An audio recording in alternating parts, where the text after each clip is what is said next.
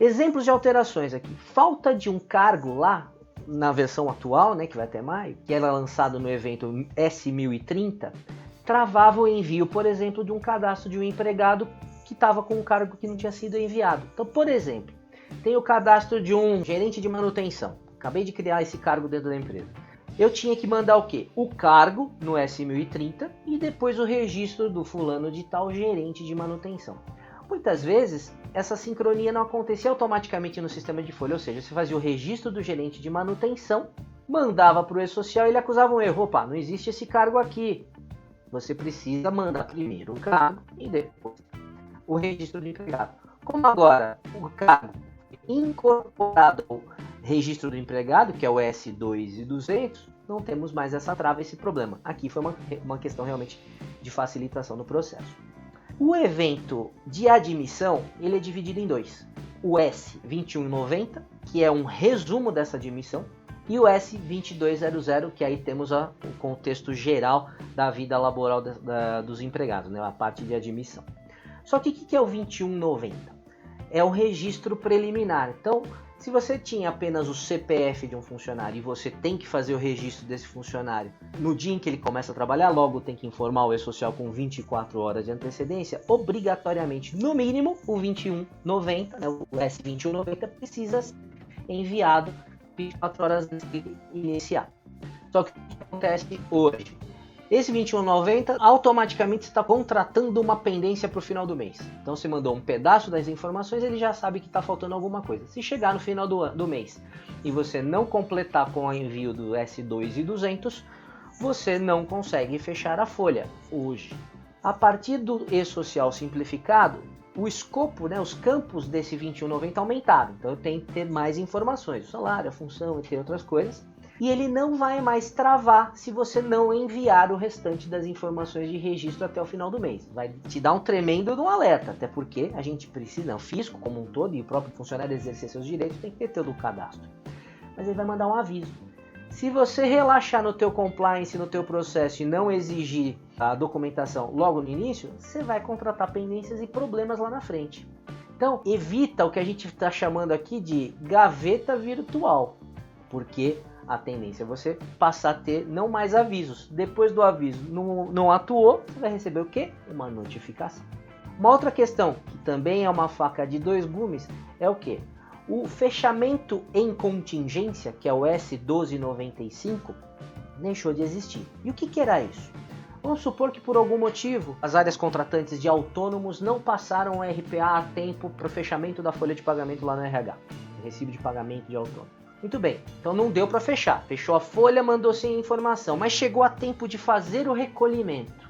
Legal, então você mandava o e-social, transmitia a DCTF Web, emite o DARF, você já sabe que tem uma pendência, você faz o recolhimento do DARF avulso daquele autônomo que não chegou a tempo. Por consequência, você teve que fazer a reabertura da folha e depois você faz o encontro lá na DCTF Web do DARF avulso que você fez para poder fechar, porque os dados desse autônomo precisam constar do banco de dados lá do Cadastro Nacional de Informações Sociais, que hoje é alimentado pelo e-social.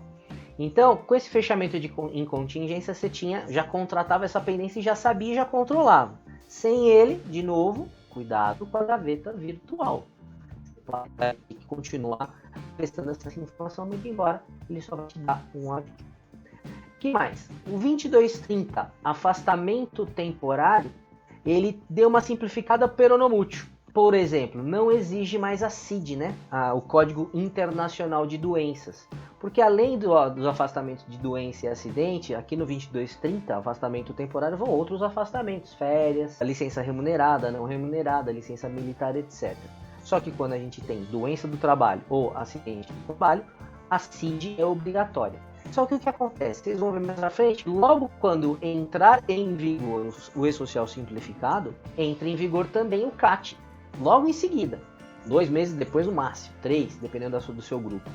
Então, quando você mandar o comunicado de acidente de trabalho ou doença profissional que equivale ao acidente de trabalho, você vai ter que mandar a CID, porque esse é o código que vai permitir que o INSS caracterize o nexo do acidente ou da doença com a atividade laboral. Então, não dá para ficar tão feliz. Você não vai ter, obviamente, que mandar as mesmas informações em 2 eventos, porém, continua tendo que ter esse controle.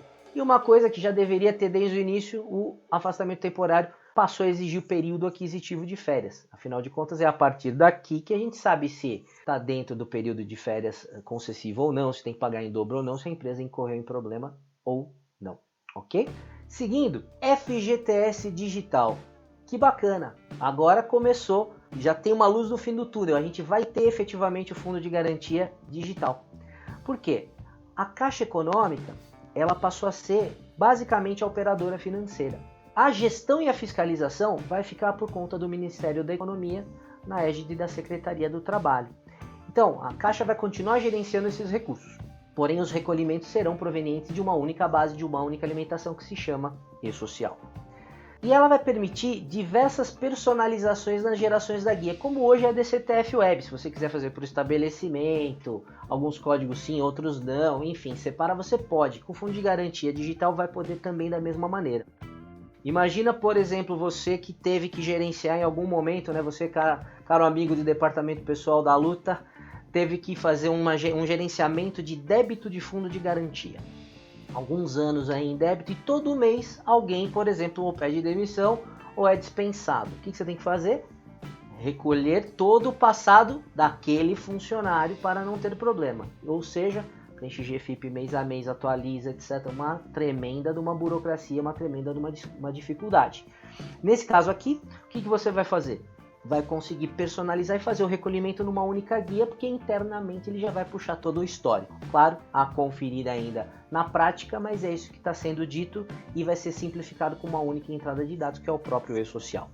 Tendência de implementação no primeiro semestre de 2021, né? Algumas lives que a gente participou aí, inclusive contando com o pessoal do governo, eles deram mais ou menos esse prazo, já está bastante adiantado com o CERPRO, porém ainda não divulgaram, mas essa é a tendência em 2021, no primeiro semestre, até porque a gente vai falar daqui a pouquinho, as empresas do grupo 3 entram com a folha de pagamento a partir de maio, então a gente vai abarcar a grande maioria, a grande massa das empresas do país a partir daí.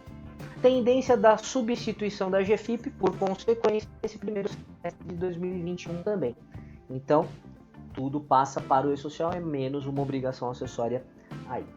O seguro-desemprego vai para o mesmo caminho, então adeus empregador web, e a tendência de implementação aqui não está tão madura ainda, mas cogita-se no segundo semestre de 2021, até porque para se pagar seguro-desemprego, a gente precisa ter pelo menos um histórico aí de 3 meses, né?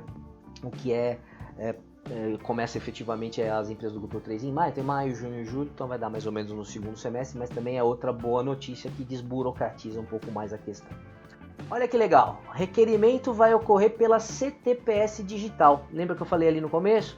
Os aplicativos do governo ganhando cada vez mais funcionalidades? Então adeus aquele comunicado de dispensa, etc, né?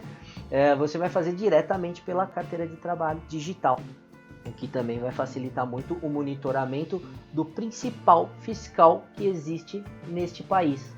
Eu, você, todo mundo que vai estar controlando a sua vida laboral por intermédio da carteira de trabalho digital, cujo dado está no E-Social.